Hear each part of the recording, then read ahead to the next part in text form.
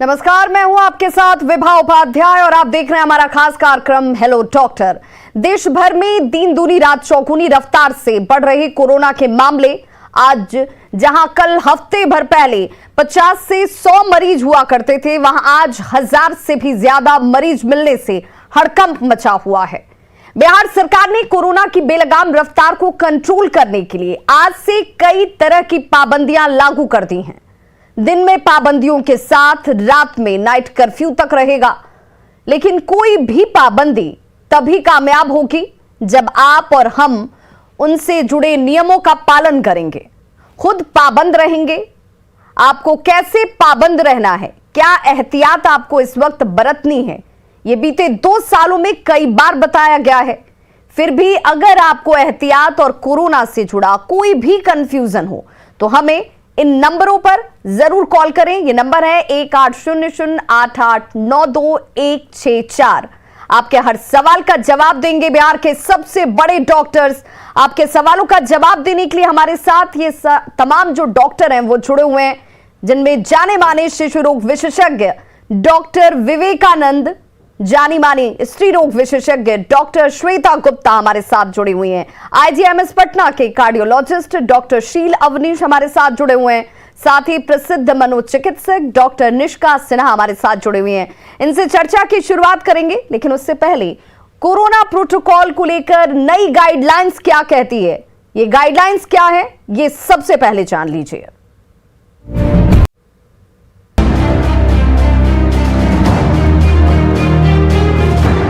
नए variant Omicron के खतरे के बीच देश में कोविड-19 संक्रमण के मामले बढ़ने लगे हैं। इसे देखते हुए केंद्र सरकार ने होम आइसोलेशन को लेकर नई गाइडलाइन जारी की है।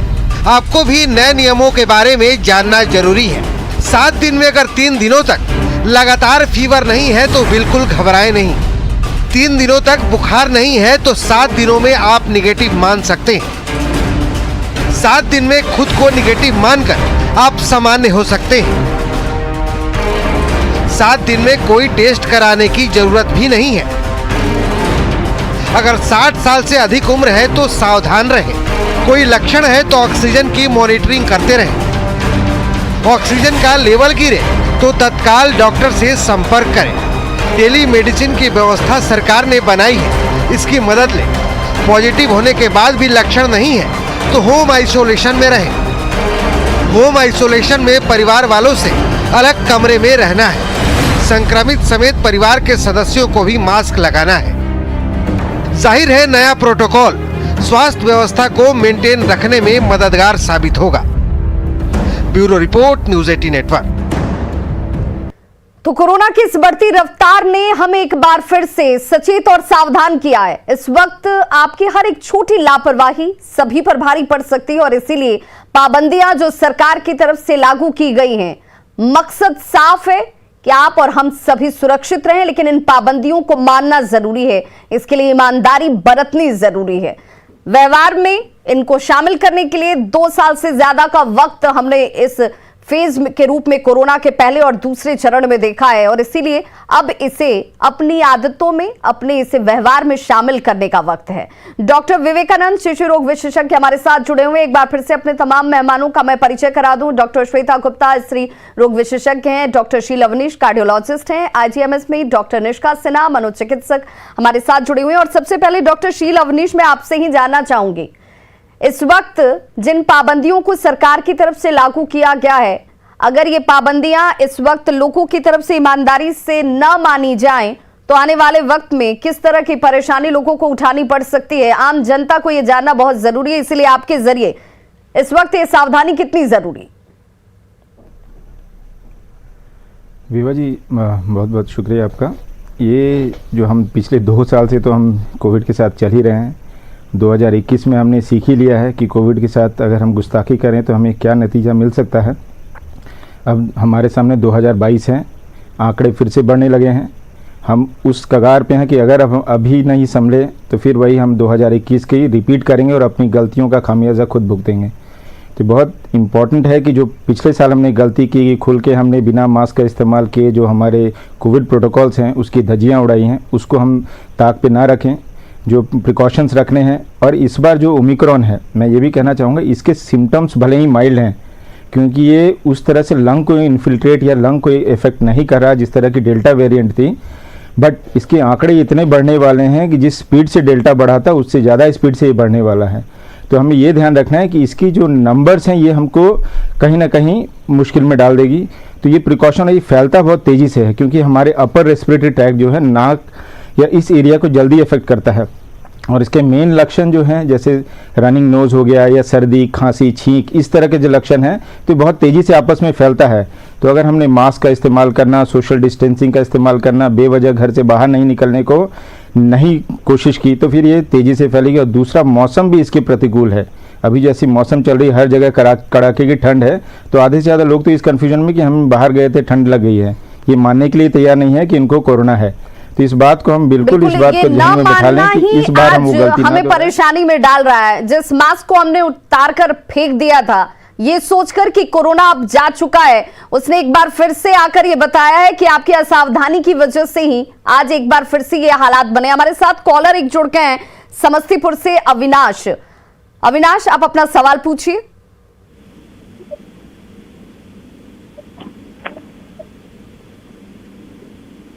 अविनाश, अब तक हमारी आवाज पहुंच रही है? तो लगता है कॉलर से संपर्क टूट गया है, लेकिन इस वक्त ये जानकारी बहुत महत्वपूर्ण है। आम लोगों को एक बार फिर से ये जानना और समझना होगा कि कोरोना कहीं गया नहीं था, वो हमारे बीच मौजूद था। हमने अपनी लापरवाही से एक बार फिर से उसे आमंत्रित कर दिया है कि हमें अब डरना होगा, और ये डर इस वक्त बहुत जरूरी है। डॉक्टर विवेकानंद शिशु रोग विशेषज्ञ हैं। डॉक्टर विवेकानंद, बच्चों के लिए वैक्सीनेशन की शुरुआत हो चुकी है, जिसमें 15 से लेकर किशोरों का हम जिक्र करें, 15 से लेकर 18 साल के किशोरों को वैक्सीनेट किया जा रहा है। लेकिन इसके नीचे भी एक आयु वर्ग के बच्चे हैं जिन्हें इस ओमिक्रॉन कह लें, डेल्टा वेरिएंट कह लें, या सिंपली अगर जो लोग इसे कोरोना के तौर पर देखते हैं, उनके लिए एहतियात इस वक्त कितना महत्वपूर्ण हो जाता है जब इसकी स्प्रेडिंग पावर बहुत ज्यादा है? जी जरूर। एक्चुअली वैक्सीनेशन अभी 15 से 18 साल के बच्चे को दिया जा रहा है, तो इसका ये मीनिंग नहीं है कि वो बहुत सेफ़ हो गए, वैक्सीनेशन से ही उनकी बचाव हो जाएगी, ऐसा भी नहीं है।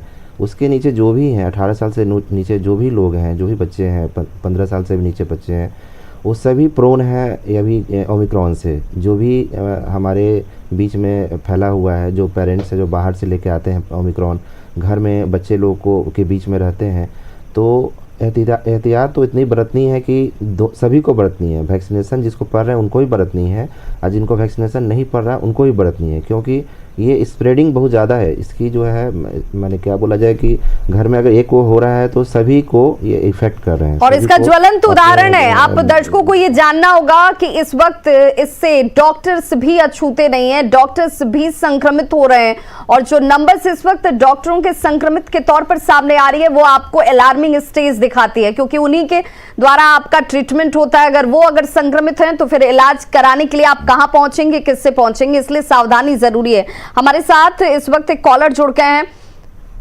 हमारे साथ एक कॉलर जो जुड़े हुए हैं इस वक्त समस्तीपुर से। मैं चाहूंगी आप अपना सवाल पूछें।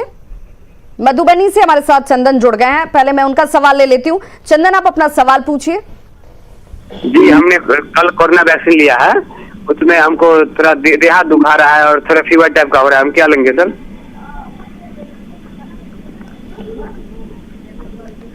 आपने अभी पहली डोज ली है वैक्सीन की? कोरोना वैक्सीन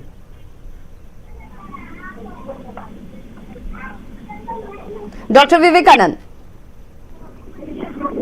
या एक्चुअली ये तो होता है, वैक्सीनेशन के बाद में देखा गया है कि माइल्जिया, हेडेक, थोड़ा फीवर ये सब होता है। इसके लिए घबराना नहीं। आपको पैरासीटामोल का टैबलेट 650 मिलीग्राम्स का, अगर एडल्ट हो तो 650 मिलीग्राम का टैबलेट भर दिन में 3 बार लीजिए, 8 आवर्ली लीजिए, कम से कम 2 से 3 दिन के लिए। और ज़्यादा से ज़्यादा पानी का सेवन कीजिए, पानी खूब पीजिए, सुसुम पानी पीजिए, ORS लीजिए, इससे माइल्जिया आपका धीरे धीरे कम हो जाएगा। बिल्कुल, तो घबराने की जरूरत नहीं है, सामान्य लक्षण है। अगर आप वैक्सीनेट हुए हैं और आपको कहीं पर सूजन या फिर आपको हल्की बुखार आती है तो इससे घबराने की जरूरत नहीं है। ये लक्षण सामान्य तौर पर आते हैं। जो डॉक्टर्स इस वक्त आपको दवाओं को प्रिस्क्राइब कर रहे हैं, उन दवाओं के सेवन के साथ ही आप सुरक्षा मानक जिसकी बात की जाती है, हम लगातार जिसका जिक्र भी कर रहे हैं कि कोरोना प्रोटोकॉल इसकी अवहेलना आपको किसी भी स्तर पर नहीं करनी है, अगर आप वैक्सीनेट हैं तब भी, या फिर अभी अभी आपने पहला डोज जो है वो लिया हुआ है। सीतामढ़ी से हमारे साथ एक कॉलर निजामुद्दीन जुड़ गए हैं। निजामुद्दीन, आप अपना सवाल पूछिए। मेरा सवाल ये है कि मैडम मैं दूसरा डोज ले चुका हूँ जी। बदन हाथ में बहुत ज्यादा दर्द हो रहा है, तो मैं डॉक्टर साहब से सवाल चाहता हूँ। निजामुद्दीन, मैं चाहूंगी कि सबसे पहले आप अपने टीवी के वॉल्यूम को कम कर दीजिए ताकि आपकी जो आवाज है, आपका जो सवाल है वो सही तरीके से डॉक्टर्स तक पहुंच सके और तभी वो आपको जवाब दे पाएंगे। जी जी। अब आप अपना सवाल दोहराएं। मैं दूसरा डोज ले चुका हूँ। मेरा कहना है कि मेरे बदन हाथ में बहुत ज्यादा दर्द होता है। डॉक्टर शील अवनीश, चूंकि हमने देखा है कि अब तक जिस भी आयु वर्ग के लोगों को वैक्सीन लगी है उन लोगों ने इस तरह की शिकायतें की हैं। हालांकि एक बार फिर से अभी चूंकि 15 से लेकर 18 साल के किशोरों को वैक्सीनेट किया जा रहा है और जो इसके आगे भी एज ग्रुप के लोग हैं, देह हाथ में दर्द की शिकायत, इसे क्या हम आमतौर पर लें? हाँ नहीं विभा जी, ये जो सवाल इनका है, अब ये इनसे जानकारी लेनी होगी कि इनका सेकंड डोज कितने दिन पहले लगा है, ये इम्पोर्टेंट है। ये सेकंड डोज का नतीजा है या फिर ये किसी और बीमारी का, जिसको हम ओमिक्रॉन कहते हैं, उसका भी एक लो बैक एक या बॉडी एक सिम्टम है, जो फ्लू लाइक सिम्टम्स में, तो ओमिक्रॉन का भी सिम्टम है। तो ये मुझे ये जानना इनसे होगा कि ये वैक्सीनेशन का सेकंड डोज इनको कितने दिन पहले लगा है। अगर हाल फिलहाल लगा है तो हो सकता है वैक्सीनेशन के साइड इफ़ेक्ट्स के तौर पे हम इसको ले सकते हैं, तब फिर उतनी गहरी चिंता का विषय नहीं है। मगर अगर ये वैक्सीनेशन का डोज इनको 15-20 दिन 1 महीने पहले लगा है, अब जाके इनको इस तरह का बॉडी एक या थोड़ी सी गले में खराश इस तरह के सिम्टम्स हैं, तो हो सकता है किसी तरह का इनको इन्फेक्शन हो, या तो प्लेन फ्लू हो या ओमिक्रॉन का जो इन्फेक्शन जो आज हम डरे हुए हैं वो हो सकता है। तो उसके लिए हम फिर जांच कराना है। तो ये जानकारी उनसे हमें प्राप्त अगर हो सकती है कि इनको सेकेंड डोज कब लगी है, तब फिर उसमें हम कुछ सलाह दे सकते हैं। डॉक्टर शील अवनीश, हालांकि कॉलर तो लाइन पर नहीं है, लेकिन मैं सामान्य तौर पर तमाम दूसरे दर्शकों के लिए या जिनके मन में ये जिज्ञासा होगी कि अगर उन्हें इस तरह के सिम्टम्स दिख रहे हैं तो लक्षणों में कैसे हम इस बात को सुनिश्चित करें कि हम ओमिक्रॉन की समस्या से तो नहीं ग्रसित हो गए हैं, क्या वो संक्रमण तो हमें नहीं हो गया है, या डेल्टा वेरिएंट तो नहीं है, एक आम आदमी कैसे इसे समझे? जी जी जी, हाँ बिल्कुल विभा जी, ये जी आपका वाजिब सवाल है कि ओमिक्रॉन जो हम कह रहे हैं कि माइल्ड सिम्टम्स है, बार बार ये चीज़ें आ रही हैं कि सिम्टम्स माइल्ड है, तो इसके मेन सिम्टम्स जो 5 या 8 सिम्टम्स हम समझ लें, जैसे कि एक रनिंग नोज, मतलब नाक से पानी बहना, स्नीजिंग छींके आना, गले में खराश, मतलब होता है ना, बहुत बार हमें सर्दी लग गई तो गले में खराश होना, बदन दर्द, लो बैक एक, उसके अलावा हमारा बॉडी एक, मलेज जिसको हम कहते हैं, या फटीग होता है। तो इस तरह के जो सिम्टम्स हैं ये कॉमन सिम्टम है। अगर ऐसा हमें कुछ लगता है आज के डेट में, तो पहला चीज़ हमें ये दिमाग में डालना है कि शायद कहीं ना कहीं हम इससे ग्रसित हैं, और थोड़ा अपने आप को फैमिली मेम्बर से सेक्लूड कर लेना है। संभव है तो हम जांच करा लें, किसी भी डॉक्टर साहब से सलाह लेके अपना एक RT-PCR, दो मैं ये कहूँगा कि RT-PCR ओमिक्रॉन के लिए फुल प्रूफ नहीं है, बट फिर भी हमारे पास और कोई दूसरा जांच नहीं है, जीनोम सीक्वेंसिंग हर जगह अवेलेबल नहीं है जिससे हम ओमिक्रॉन का पता लगा लें, तो RT-PCR ही टेस्ट है, कम से कम अगर हम वो करा लेते हैं इतना तो हमें आइडिया हो जाएगा कि हमें है या नहीं है। हमको अपने आप को हम इसे कोरोना मानकर चले या न चले, हम संक्रमित हैं या नहीं है, ये जानना बहुत जरूरी है, ताकि आप एहतियात बरतेंगे तो दूसरे लोग संक्रमित होने से बचेंगे, और इसीलिए इसमें वक्त बहुत महत्वपूर्ण हो जाता है। हमारे साथ एक कॉलर कटिहार से रविदास जुड़े हुए हैं। रविदास, आपका सवाल क्या है? देखिए मैडम, मेरा सवाल ये है कि मुझे आज 4-5 दिन से सर्दी खांसी बुखार भी है, और मैंने वैक्सीन तो नहीं लिया है, कुछ पहले बीमारी था, मुझे तबीयत खराब है इसलिए नहीं लिए हैं। आपकी उम्र क्या है रविदास? मेरा उम्र 30 वर्ष है, और मुझे रात में नींद भी नहीं आती है ठीक से 2-3 दिन से। आपने अभी तक वैक्सीनेट नहीं आप हुए थे? नहीं हुए हैं, अभी तक नहीं हुए हैं, कि कुछ मेरा बीमारी चल रहा था, थोड़ा सा प्रॉब्लम था पेट का।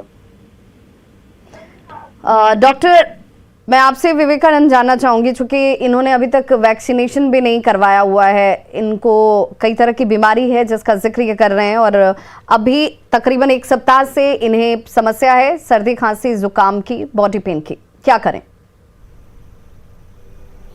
एक्चुअली सबसे पहले तो अपने को आइसोलेट हो जाए, और दूसरी बात है कि ये जांच करवाएं। RT-PCR घर में भी वो आके प्राइवेट जो सेंटर है वहाँ से आ रहे हैं, या गवर्नमेंट सेंटर बगल में है तो वहाँ जाके RT-PCR अपना सैंपल दें, और आइसोलेशन बहुत ज़रूरी है उनके लिए, क्योंकि वो हो सकता है कि ओमिक्रॉन का सिम्टम है, जो देखा गया कि ओमिक्रॉन में हो रहा है, तो सिम्टम है और वो हो सकता है, पॉजिटिव हो सकता है। तो अभी है कि उसको कंफर्म करना ज़रूरी है कि वो फ्लू है या ओमिक्रॉन है या कोई और बीमारी है जो कि उनके पास में है, क्योंकि पहले से भी कुछ बीमारी से ग्रसित हैं ही वो, तो हो सकता है पहले का भी सिम्टम हो, है ना, क्योंकि इम्यूनिटी उनकी पहले से भी कमज़ोर है।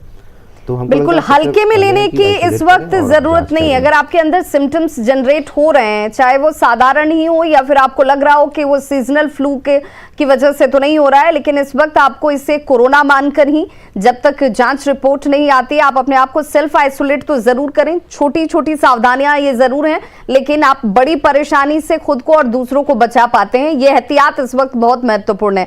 डॉक्टर श्वेता गुप्ता हमारे साथ स्त्री रोग विशेषज्ञ जुड़े हुए। डॉक्टर श्वेता गुप्ता, चूंकि जब बात महिलाओं की होती है तो महिलाओं के ऊपर दायित्व पूरे परिवार का होता है, उनको सुरक्षित रखना, और वो ये जान पाएं कि इस वक्त क्या किया जाए और क्या ना किया जाए, क्या जानकारी आप देंगी?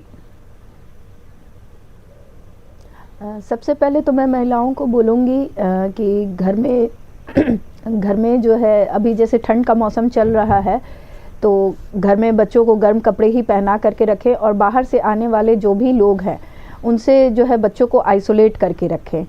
और सबसे ज़्यादा ज़रूरी ये है कि सबका, अगर अभी तक जैसा कि देखा गया है, अभी भी बहुत लोग बाकी है टीकाकरण के लिए, जितना हो सकता है टीकाकरण करवाएं। इसमें सबसे ज़्यादा महिलाएं पीछे हैं, तो महिलाओं को भी टीकाकरण कराना चाहिए। खास करके जो गर्भवती महिलाएं हैं, लोगों में बहुत भ्रांतियां हैं कि नहीं भाई, अगर गर्भवती हैं तो टीका कराना सेफ़ नहीं होगा, या बच्चे को दूध पिला रही हैं तो टीका कराना सेफ़ नहीं होगा। लेकिन ऐसी भ्रांतियों से बचें। जो भी टीका आया है वो प्रेगनेंसी में भी एब्सोल्युटली सेफ़ है। आप अवश्य टीकाकरण कराएं, और जो स्तनपान कराने वाली महिलाएं हैं उन लोग को भी टीका लगवाना चाहिए, क्योंकि ये जो इम्यूनिटी प्रोवाइड करता है वो उनके बच्चे को भी प्रोवाइड करता है। बिल्कुल। आप कोरोना आपको होगा या नहीं होगा, ये इस टीके से सुनिश्चित नहीं होता है, लेकिन इस टीके को लेने के बाद आप किसी भी गंभीर किसी कॉम्प्लिकेशंस में जाने से तो जरूर बच पाते हैं। क्योंकि देखिए, बहुत सारे ऐसे लोग हैं, बहुत सारे केसेस इस वक्त सामने आ रहे हैं जिसमें वैक्सीनेट दोनों डोज लेने के बावजूद डॉक्टर्स हों या फिर आम पब्लिक, वो संक्रमित जरूर हो रहे हैं, लेकिन किसी तरह की कैजुअलिटी सामने ना आए, इसके लिए यह एहतियात बहुत जरूरी हो जाता है। हमारे साथ पूर्णिया से कॉलर जुड़े हुए हैं मनीष कुमार। मनीष, आप क्या पूछना चाहते हैं? जी मैम, हम पूछना चाहते हैं कि कल हम बाजार गए थे, बाजार से जब आए तो हमको थोड़ा फीवर महसूस हो रहा है और माथा में थोड़ा थोड़ा दर्द हो रहा है, तो इसके क्या समझा जाए? मनीष, क्या आपने वैक्सीनेशन कराया हुआ है? जी, हम दोनों डोज ले चुके हैं। बिल्कुल। डॉक्टर शील अवनीश, लोगों के हालांकि इस वक्त बहुत सारी चीज़ें जो हैं वो साइकोलॉजिकली भी लोगों को अफेक्ट करती हैं, लेकिन एहतियात ज़रूरी है। जागरूक कॉलर मैं कहूँगी, जिन्हें अगर इस तरह के सिम्टम्स दिख रहे हैं तो वो अभी से सचेत होना चाहते हैं, उन्हें इस वक्त क्या करना चाहिए? जी बिल्कुल विवा जी, नहीं, ये मैंने कहा कि सिर्फ फीवर अगर एक दिन का है तो फीवर आज के डेट में अगर है तो थोड़ा सा अपने आप को आइसोलेट करने में कोई ऐसी मतलब असमंजस नहीं होनी चाहिए। दूसरा है कि इसके जो ओमिक्रॉन का है ना, 48 आवर्स हम कहते हैं, 48 आवर्स के अंदर ही संक्रमण का है। इसमें हमें 5 दिन या 7 दिन इंतजार करने का, और जब ये खुद बता रहे हैं कि बाजार गए हैं, मास्क पहना नहीं पहना ये मैं नहीं जानता, तो एक्सपोजर हो सकता है 2 दिन पहले का भी हो। तो ये हम अपने आप को फीवर के सिम्टम्स आज के डेट में अगर होते हैं, अगर साथ में और भी कोई लक्षण है, तो अपने आप को पहला चीज़ है आइसोलेट करें और 1-2 दिन ऑब्जर्व कर लें। अगर फीवर नहीं होता तब फिर हम फैमिली वालों से मिक्स करें, क्योंकि घर में बुजुर्ग भी हैं, बच्चे भी हैं जिनका वैक्सीनेशन अगर नहीं हुआ है तो उनके लिए घातक साबित हो सकता है, उनके लिए मुश्किल हो सकता है, भले ही आप सेफ़ निकल जाएं। ओमिक्रॉन के लिए आज की डेट में सबके लिए मैं यही कहना चाहूँगा, अगर फीवर या इस तरह के कोई भी सिम्टम, सर्दी खांसी बुखार है, पहला चीज़ आपके दिमाग में आना चाहिए कि कहीं ना कहीं मुझे कोरोना तो नहीं हुआ। क्योंकि अब ये हमारे सोसाइटी में जो आज हम आंकड़े दिखा रहे हैं वो टिप ऑफ आइसबर्ग है। हमें नहीं मालूम अंदर जो हमारा कितना बड़ा बम है, वो जिस दिन हम जांच करने लगेंगे, स्क्रीनिंग करने लगेंगे, तब हमें पता लगे अरे हमारे तो 60% पॉपुलेशन ऑलरेडी संक्रमित हैं, भले ही लक्षण नहीं हो रहे हैं, उनको हल्के फुल्के सिम्टम्स में हम जा रहे हैं। तो इसीलिए हमें इसे टिप ऑफ आइसबर्ग को मानते हुए ये अपने आप को फीवर या इस तरह के सिम्टम्स हैं तो कोरोना मान के चलें, अपने आप को आइसोलेट करें, कोविड प्रोटोकॉल या कोविड अनुरूप जो व्यवहार है उसको पालन करें। बिल्कुल। डॉक्टर निष्का सिन्हा हमारे साथ मनोचिकित्सक भी जुड़े हुए हैं। डॉक्टर निष्का सिन्हा, आपका बहुत स्वागत। और मैं आपसे जानना और समझना चाहती हूँ, साइकोलॉजिकली जब भी हम चर्चा करते हैं किसी बात की, हमें लगता है कि सबसे पहले कोई शख्स अगर बीमार पड़ता है तो वो मानसिक तौर पर अपने आप को कमज़ोर समझने लगता है, या फिर बीमारी सबसे पहले उसके मन मस्तिष्क को ही चोट करती है। वहाँ पर उससे फाइट करना, तभी आपके ऊपर दवाएं असर करती हैं, डॉक्टर्स के सुझाव आपको काम आ पाते हैं। कैसे इस परिस्थिति में लोगों को आप जागरूक करेंगे, क्या करना चाहिए लोगों को? जैसे कि मैं काफ़ी सारे कॉलर्स का भी कॉल जो भी कॉल्स आ रहे हैं उसमें जैसे काफ़ी सारे साइकोलॉजिकल सिम्टम्स भी हमें देखने को मिल रहे हैं। जैसे कि अभी एक कॉलर का जस्ट कॉल आया कि उनको एक दिन से फीवर है एंड देन उनकी नींद गायब हो गई है कि क्या हो गया, कहीं ये कोविड तो नहीं हो गया।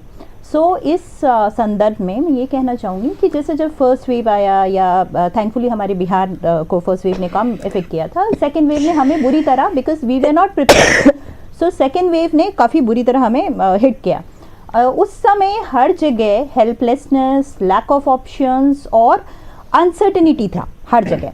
बट अभी का जो थर्ड वेव का फेज़ है, यहाँ एक चीज़ थोड़ा बेहतर है कि अनसर्टेनिटी तो अभी भी है। जैसे डॉक्टर साहब अभी तुरंत बता रहे थे कि यू कैन नॉट प्रिडिक्ट क्या होगा आगे, कैसे वो टर्न अप होगा, केसेस कितने लोग संक्रमित हैं और क्या है। लेकिन एक चीज़ है कि अभी हमारे पास लैक ऑफ ऑप्शंस नहीं है। इफ़ यू आर एंशियस कि कहीं कोविड तो नहीं है, कहीं ये इन्फेक्शन जिस ट्रैवल के कारण तो नहीं है, या कोई भी कंफ्यूजन है, तो they are doctors, they are government ने काफ़ी सारी सुविधाएं दे रखी हैं। तो प्लीज़ उसको आप you can reach out to us. Even news 18 को मैं थैंक्स कहना चाहूँगी कि हमेशा वो ये जागरूकता का कार्यक्रम कर रहे हैं। तो you can always come to us, we have a panel of doctors, हम लोग डिस्कस कर रहे हैं। तो बस उसको मन में मतलब बहुत ज़्यादा एंग्शियस नहीं होना है, पैनिक में नहीं जाना है, क्योंकि एक मेंटल पीस जो हम लोग बोलते हैं, साइकोलॉजिकल फर्स्ट एड बहुत इंपॉर्टेंट है। Because if you are psychologically well, if you are well prepared mentally, then you can handle anything. दूसरा जो हमेशा, इसके पहले भी मैं काफ़ी दफ़ा ये चीज़ बोल चुकी हूँ, except what is in our hands and what is not in our hands.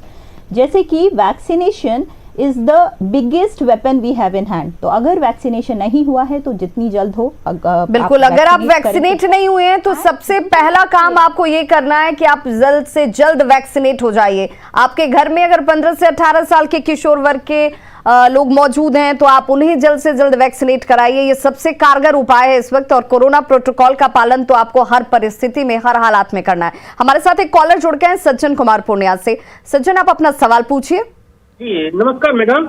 नमस्कार, आप अपना सवाल पूछे। कि मैं अपना जानना चाहता हूँ, हमारी माँ की उम्र 65 वर्ष की है जी। जी, तो हमारी माँ को एक ही समय में डबल डोज पड़ गया। गलती से कोई गांव में देने के लिए आया था, देने के लिए आई हुई थी, शिविर लगा के दे रही थी, तो एक ही समय में डबल वैक्सीन उसको लग गया 10 मिनट के अंदर में। क्या मैं उसको दोबारा दे सकता हूँ वैक्सीन? ये वैक्सीन आप की माताश्री को कब लगा है, कितना वक्त हुआ उन्हें ये डोज लिए हुए? सर लमसम 6-7 महीनों। 6-7 महीने हो चुके हैं। दोनों डोज एक ही दिन में लग गए? जी, एक ही दिन में 10 मिनट के अंतर में। उसके बाद किसी तरह की उन्हें कोई परेशानी हुई? जी नहीं मैडम, कोई तरह की परेशानी नहीं हुई। डॉक्टर विवेकानंद, चूंकि ये अपने आप में एक तरीके का लैप्सिस कहा जाएगा, जहां पर एक प्रोटोकॉल है, प्रोसेस फॉलो किया जाता है दवाओं को लेने पहले और दूसरे डोज के अंतराल के बीच, वहां पर इस तरह की गलती होनी नहीं चाहिए। लेकिन इसके बावजूद कॉलर का सवाल ये है कि दोनों डोज एक ही दिन में 10 मिनट के अंतराल पर लग गई, 6 महीने का वक्त हो भी चुका है, क्या करें इस वक्त? क्या फिर से दूसरे डोज लेने की जरूरत है क्या?